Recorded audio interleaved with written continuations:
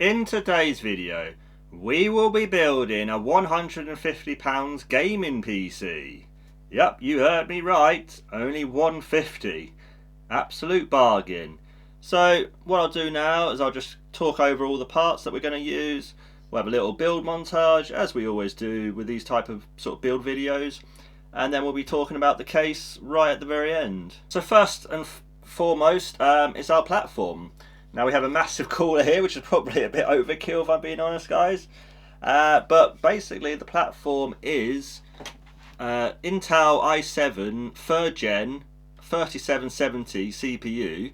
So that's a really nice CPU. It's 4 cores, 8 threads.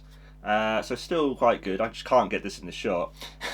Anyway, there you go. Hopefully you can get that. I'll put that down here because it's just not going to work.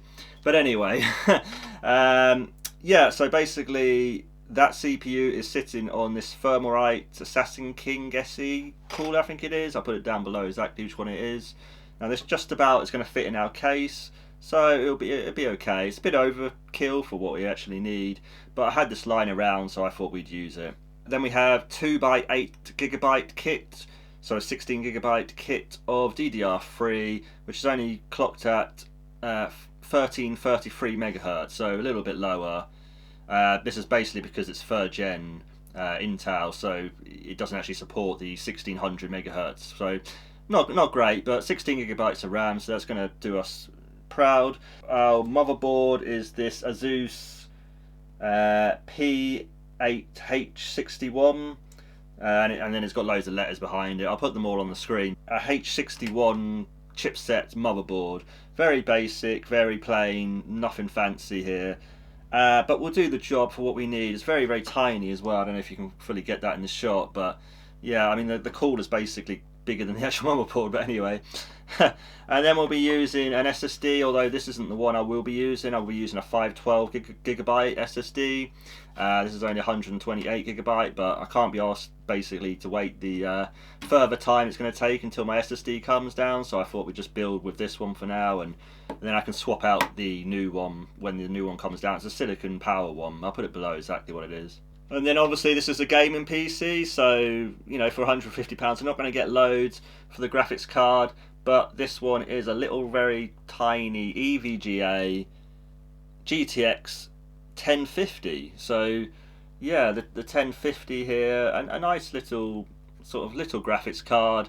I'm going to do okay. This is actually only going to take a 300 watt PSU, so that's not bad either. So power consumption is going to be excellent on this little PC as well, so it's going to be okay. 1050 obviously nowadays is past it, isn't it, really? I mean, it's only 2GB of VRAM, so really you're down to like Minecraft, Fortnite, maybe a couple of like Valorant and what have you, maybe a couple of more esports type titles. You're not going to get amazing performance, but again, this is only £150 PC that we're putting together here, so you can't expect the world for that, can you guys? So yeah. Moving on to our Corsair VS350, so our 350 watt PSU. Again, very plain, very ketchup and mustardy type cables here, if you can see that. But hey, you know, this is a £150 build, so I mean, I'm not gonna complain with a PSU being a bit cheapy, but you know, it is what it is basically. And then the star of the show is the CiT flash case. So this is a really nice case with 3 RGB fans at the front and then 1 at the rear as well. So yeah, I think, you know, it's a decent MATX case, going to do the job for what we need. We've only got an MATX board, so it's all good there. I think the build should look quite good, and certainly for only £150 we should actually have a little potential flip here, which we might be able to get between £200 to £250 for when we do go to sell this on Facebook Marketplace. So yeah, I think really this is enough talk. Less talk, more build. Let's go.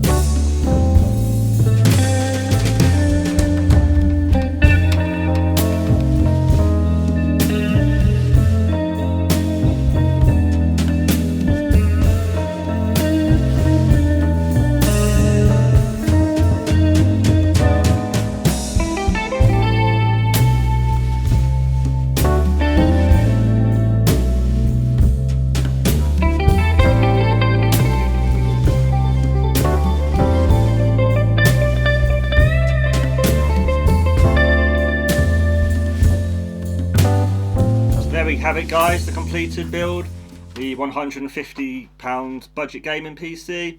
I think it's come out alright, not too bad. It did have a few sort of little hiccups on the build. The bottom fan of the free here at the front, that's not spinning, so I'm going to have to work that out. I think that's just a connection thing at the back, but I'll be able to sort that out. The SSD was a little bit hard to kind of mount and what have you, but we've got there, and we actually got the SSD. We've actually just got the SSD down now for the new one, which we're going to put in. So I'll be able to put that in. That's a 512GB one, so that's not too bad. There's just about clearance here for this Thermalright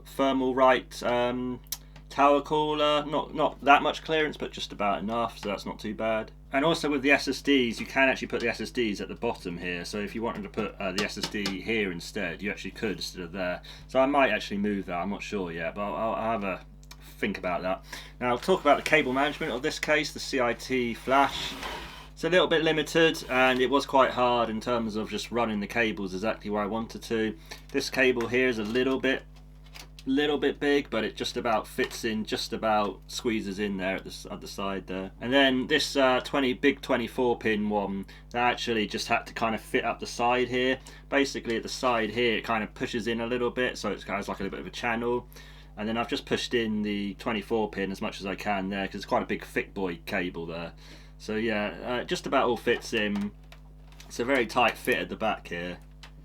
And I will have to sort it all out at a later date, just to make sure it's all cleaned up and cable tied, and cable tied back and everything. So it's obviously good for selling, basically. So yeah, I mean it does look a little bit small in there, I do admit.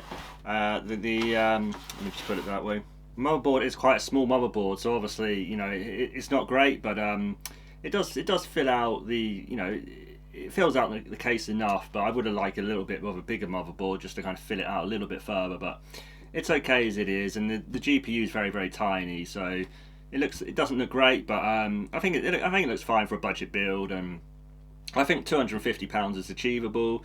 If not, we'll obviously go to £200, that's not a problem. And you can see the PSU on this case as well, but that's not too bad. I mean, I would like a window on the PSU there, but it's okay. I mean, overall the case is perfectly fine, perfectly usable, and the RGB fans did actually look quite good, I thought, when they were lit up. So yeah, overall a decent case. I think it's about £40 case, the CiT flash, so if you are interested in it, I'd probably say go for it, but at the same time be very wary of what power supply you're using and your cables. Just make sure ideally you want very thin cables for your power supply. I think the power supply I use is a little bit too big in terms of the cables, so just be wary of that when you are doing your own build in this case. But overall, yeah, I mean it does the job, doesn't it? So it's not too bad, and like I say, it's very budget and it's going to do a job, so we'll get some money I think for this. So overall quite a success on this video. So again, if you like this, please leave a like to obviously help the algorithm.